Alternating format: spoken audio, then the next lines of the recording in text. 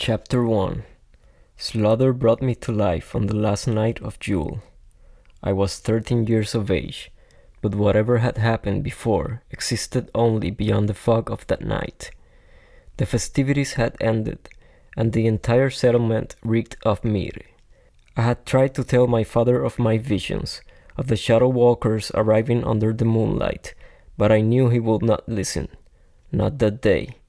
My words were lost to the memories attached to the festival, for it also signaled my birth many years ago, when my father gained a son but lost a wife. "Why must we do this?" I said, looking for a candidate for the Yule log 50 steps outside our settlement. The muffled sound of drums indicated the farmers had arrived at the temple with their sacrificial animals. "Because your father asked us to," Bjarke said, a strong man with a serious face whose only job was watching over my every breath. "Now keep quiet and look. I want to be back before nightfall." I touched every felled trunk, knocking on it, picking it up with Bjarke's help and inspecting it. "Not good enough," I said. "None of these are." Bjarke stared at me for a long time. "Will you force me to take down a tree in this cold?" "It's not that cold," he exhaled. "Very well." And he readied his axe. "Wait," I said. "What?" "Don't you hear it?" I meant the sound of rushing steps on the snow. Bjarke motioned his hand with a stern look and asked me to stay put without uttering a word. He strengthened his grip and ventured out with his axe, disappearing into the white forest. "Bjarke," I said. The drums seemed louder now, and so did the beating in my chest. And in the rhythmic silence the steps were clearer than ever, coming closer. I reached for a weapon, even though I knew there was nothing there, and shivered. I gasped at the whooshing sound that flashed in front of me, at a hair's distance, striking a nearby tree. "That one," Bjarke said, spreading leafless branches with one arm and walking toward me. "We can take that log to the celebration." He pulled the axe from the trunk. "Have you frozen, boy?" "It is not that cold," he said, his lip slightly rising at the corner. Bjarke had me carry the log by myself. He said it was about time I began my journey to manhood.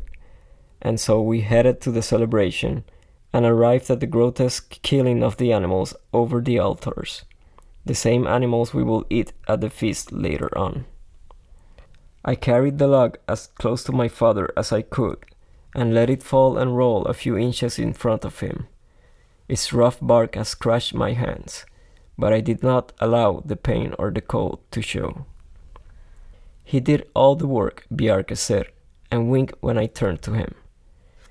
With the log now burning in the hall, a symbol of the return of light and the lengthening of days, the feast began. My father sat next to me, following his toast to Odin. "Eat, boy," he said, his voice light under the music of the skalds. I put a piece of meat in my mouth, but spit it out under the table when Bjarke spoke in his ear, a routine I repeated until my plate was empty. Once the feast was over, I crept out of the great hall with a stomach full of throbbing hunger. After an hour in bed, tossing and turning under the wool, I rose and looked at the moon. I found it soothing when it appeared cut in half, its light coming into the longhouse and falling over me. I was mesmerized by the moon's beauty when I heard it once more. The crunching sound of footsteps focused my attention on the snow outside, every nerve in my body thrumming. I rushed to wake my father, but I found him already standing, peeking out the door, his majestic sword in one hand, and the other resting on a timber post to keep himself from falling. He placed a finger on his lips when he saw me. "Eindride," he whispered and burped.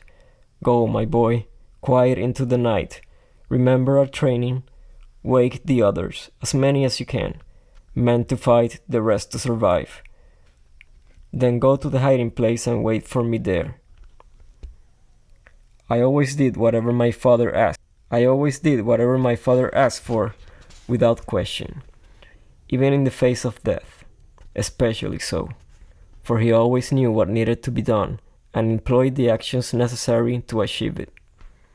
I couldn't see them, but I smelled them, heard them, dragging their feet slowly throughout the settlement, waiting to ambush us all at once.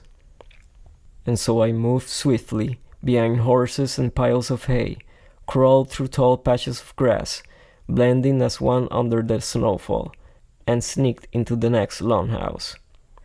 With a finger over my lips, I touched the sleeping man of each house on the shoulder, and they nodded. The women and children moved to a subterranean hiding place we had built under the great hall deeper in the village. I had to awaken the family inside the last longhouse. There was a shadow approaching the door. But this was the most important house of all, for my friend Liv was inside. Liv was important to the settlement and had shown promise in knife carving and throwing, though I valued her for reasons that ran deeper than her utility in battle. I gathered snow, rounded it inside my hands, and threw the compacted hard snowball at the shadow, and immediately ran toward the back of the house.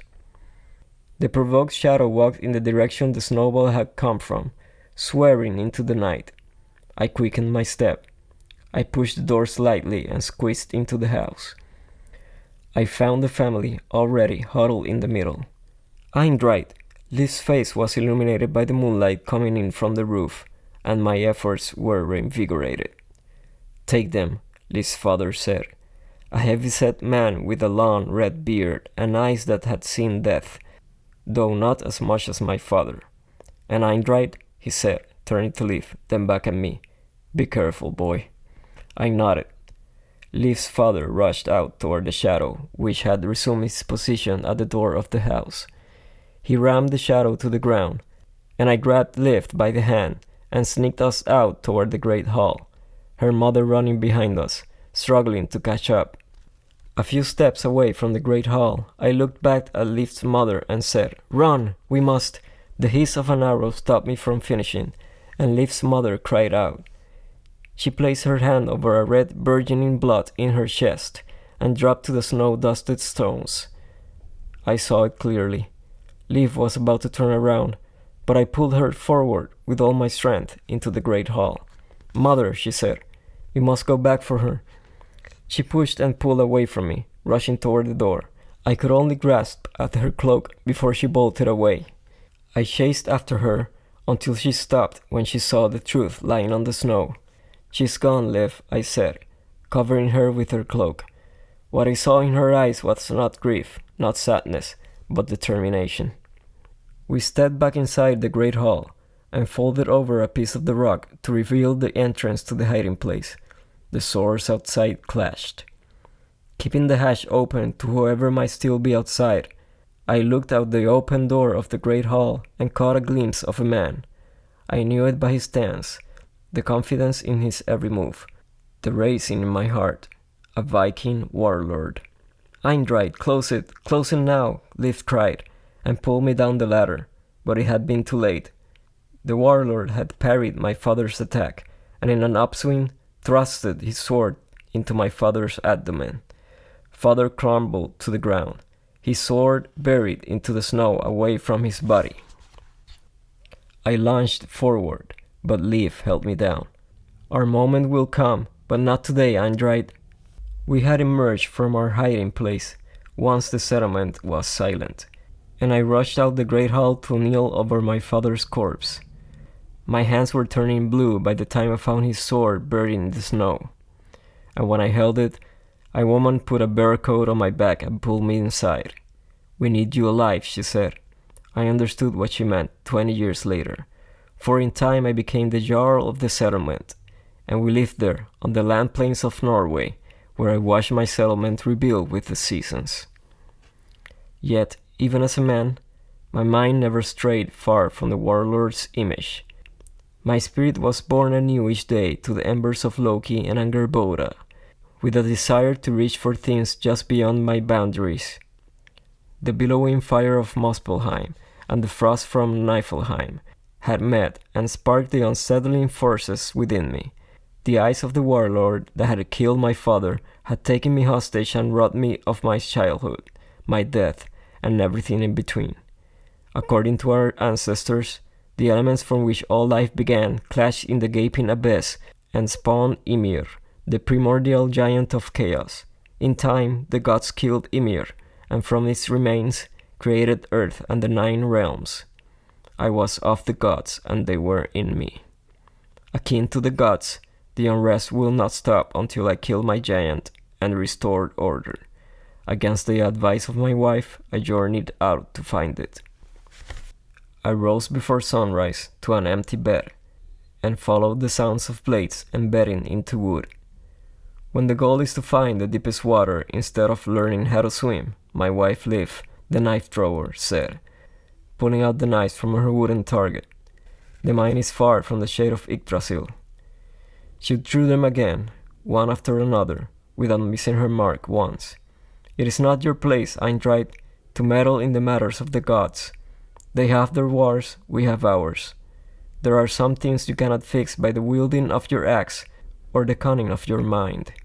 I have to, Liv, I said. Do you not remember? I do, she said, and threw a knife with greater effort, almost splitting the trunk in two. But I will not abandon our people for a selfish pursuit. Then she turned to me, and after some quiet pondering, I do not understand why you must go after all this time, but if you must, I will not stop you. The echo of Liv's sobbing over her mother's body still clawed at the insides of my skull, yet the determination in her eyes had softened through the years following the attack. Our moment will come, she had said, and I clung to that promise, even if the others had found peace by burying the past. I stood at the entrance of my settlement for a second's worth. I desired their peace, their pure, unbridled joy that merely was, with no battles to bring it into existence. For them, a slow life meant a happy life, but for me, stopping meant death. Only Liv knew of my journey, and she was the only one who came to witness my departure. I placed my hands on her face and put my forehead to hers. Come back to me, Liv said, helpless against an enemy she could not slay. The lands ahead beckoned me. I turned around to face destiny, my unquenchable desire to always move and always forward. As a beast among beasts, I survived from the produce of the earth and the flesh of the creatures slain by the sharpness of my axe. The days fell as trees, and the night brought an abundance of longing for the ones I had left behind. In the landscape's serenity I found worry, for never was silence not accompanied by deafening suffering, a suffering I would have to face alone. But just a few more ways ahead, I might find the giant, and return to my clan carrying its head, and we will have a great feast to celebrate the new beginning, a world without shadows. Future happiness propelled my next step. Just as I was ready to stow away my axe, a wind swept across the land, a signal from the gods' whisper of better offerings to come. Liv's smile pulled me back and pushed me forward all at once. I pressed on, for I must not return with a heart in the same shape as I had left with. Frigid winds came from nowhere, penetrating my hide and piercing skin with a battalion of icy arrows. I found a dark cave ahead, which I aimed for with fervent ardor. Once inside, I readied my axe and studied the cave for signs of another visitor. I claimed the empty cave as my own and lay down to rest, axe in hand, hard as a storm. The sound of a beast jolted me awake. I clenched my freezing hands around my axe. It was still dark. A glimmer from within the cave called for me, and upon following its trail, I found a piece of armor hidden deep in the hollow rock. I approached the armor, its metal unknown to me, and the reflection of an elder startled me. The heaviness of suns and moons past haunted me, revealing it had all gone to Niflheim, and for the first time, I felt the ache of my aging body. In the armor I saw them, the unborn children that waited for me to resolve my anguish. I fell to my knees when I heard their laughter. Their spectral little footsteps ran toward me, craving my embrace, but my arms held nothing at all, and the images evaporated with the cold. 3 nights I spent inside the cave waiting for the frost to end. Protected by the cold, but inflicted by hunger, I questioned my destiny and if I was the Viking strong enough to carry it. I heard the voice of a woman crying out to me, asking for help. She was drowning, she said, yet I remained in the cave's warmth, for I knew the rivers had frozen, and the voice came not from ours, but from the spirit world. It wanted me to cross over, yet it was not my time. The next morning I pulled myself out of my borrowed home. The ice storm had subsided, and I saw it. The path led to nowhere but the end of the fjord, and a mile-high drop. It was time. I had found the limit. It was enough. I must bear the turmoil inside of me with painful grace, and I must endure the will of the gods and giants, for in the end I was nothing but human. The gods had spoken. I had to turn back. It took me thrice the time and effort to trace my footsteps back to my harbor. The path welcomed me with the stench of suffering, and the premature death that hung in the air clenched its twisted hands around my neck. I white-knuckled my axe, and, clearing the hill that overlooked the settlement, streams of smoke took the strength out of my legs. Moving forward was not a battle I wished to win, for I knew its sorrowful reward. Liv had tried to tell me we were happy. Small and without a reputation, but happy. I walked among the half-burned buildings. Perpetual silence where there was once familiar sound could rip the soul out of the strongest warrior. I rejected reality, reconstructed the buildings as they were in my memories, projecting onto them people fishing, kneading bread, and drinking ale to the strange music of the jesters. The sounds carried me long enough, as far as my lawn house, and as deep as the hidden chest buried under my bed. Inside the chest, my father's battle sword. It was heavier than I remembered, but anger made this insignificant. I lifted it from its resting place, still as sharp as when my Viking ancestors won the battles in which they had taken these lands. My image lay on the blade. The chaos within spiraled, and I feared for whoever would receive the wrath boiling inside this heart.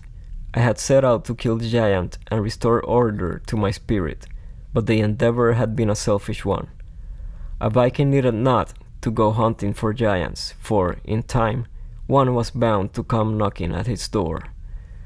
When I had gathered enough strength to face reality, I stepped out of the remnants of my lawn house. 3 men dressed in black robes watched over me from high ground. They stood still as stone altars, waiting for an offering. I planted my axe on the burnt soil and pulled my father's sword out of its hilt. It hungered for blood, and I screamed, aiming this battle-born blade at them, ramming through the darkened settlement. I rushed through my life now in vapors. The air carried my clan's essence and filled my lungs with their despair, and I let the chaos take over. But as I got closer, the surrounding air turned black, and their bodies ceased to exist. From the hill, I faced the burned ruins one last time, and imagined the ghost of the settlement fleeing in the same way as the 3 robed men. Revenge, my new giant, urged me once more to move forward, always forward, and the scorching blood in my veins was all there was.